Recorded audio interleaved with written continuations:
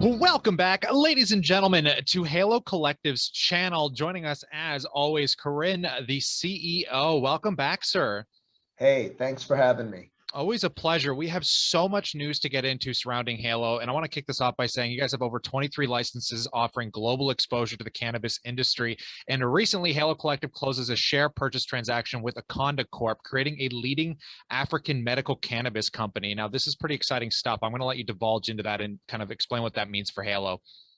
Well, as we previously announced, Akanda hired Tej, who's the CEO there, the former head of Canopy Europe and Chiron Europe, hired Balstead Securities to advise them on, strategic alternatives to create value. And so we, being a U.S. plant-touching MSO, have certain restrictions that others do not have, meaning that we are not eligible for a senior exchange listing in the US or in Europe, whereas a European and African medical cannabis company that is federally legal in their jurisdictions, which is Lesotho, which is in the middle of South Africa, and currently in the UK through CanMart, which is the other subsidiary of Akanda, actually have more flexibility in capital raising. Also, the European market right now and the African market are in high growth mode, whereas the US market and the Canadian market have already grown and are somewhat mature. So casting that off into its own company enables us to get maximum value out of it for our shareholders. And so I think there's going to be really positive news coming from Akanda over the next 2 weeks.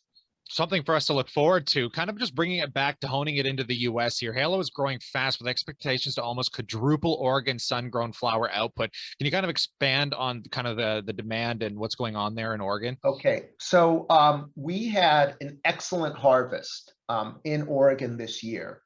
Almost 4 times what we've done historically in the past.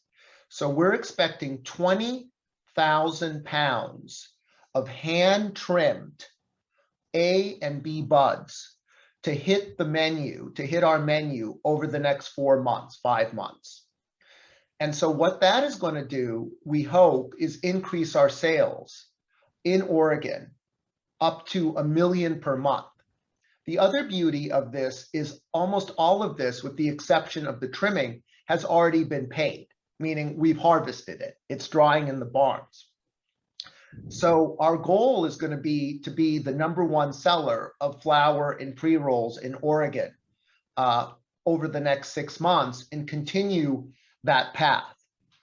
We already are the largest seller of cannabis products to dispensaries in Oregon, and we distribute our products to over 500 dispensaries in the state, right? So we already have, I think, about somewhere between 8 to 10% market share in Oregon. But the highest growing category is flower, and it's the largest category. So we're really targeting flower this year and pre-rolls.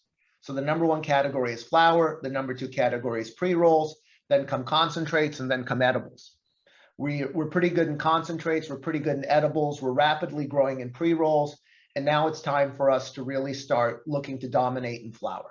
That's incredible. You guys have this like true vertical integration that is starting to really gain traction and global exposure. I think it's unbelievable. Now, you guys are also speaking on the lower half with the edible side of the business. You just recently signed an agreement to acquire Simply Sweet Gummy. What does that entail, and what kind of branding and products are that bringing to the table? Well, we're looking really forward to this because if you look at this whole category, there's a whole new category developed in the sweet market, which is low sugar, natural, plant-based, alcohol-free candy.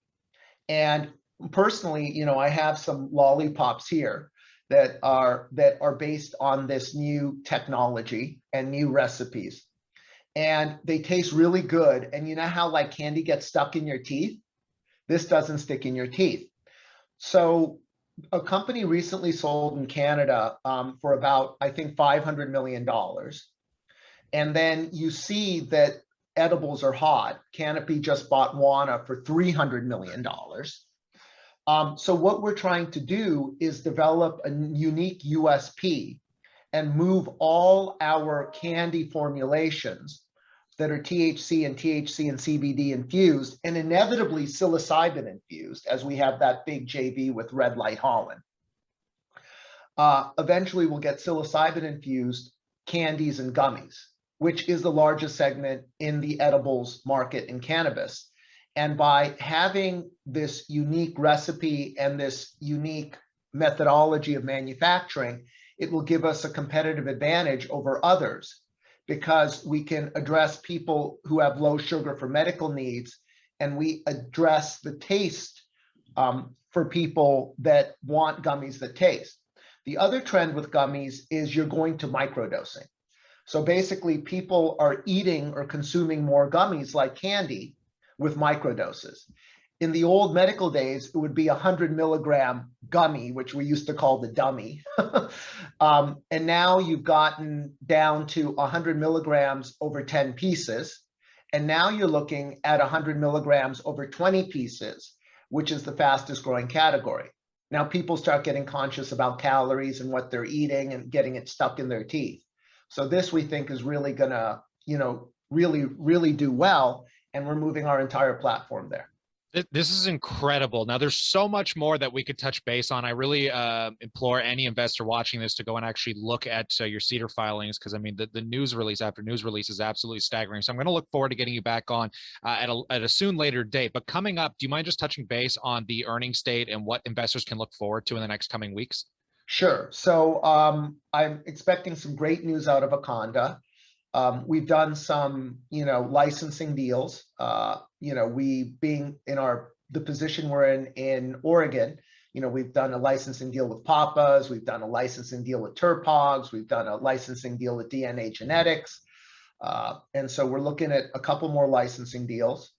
And then earnings comes out on the 15th with our conference call on the 16th. And, we're looking forward to all of it. This is great. I really look forward to catching up. I appreciate your time today, sir. All right. Thanks for having me. And in light of this, if you guys want a direct connection, always feel free to let us know what you think with questions in the comment section below that we can bring up to Karan on a future date here. But stay cool, stay awesome, and I look forward to catching you in the next one.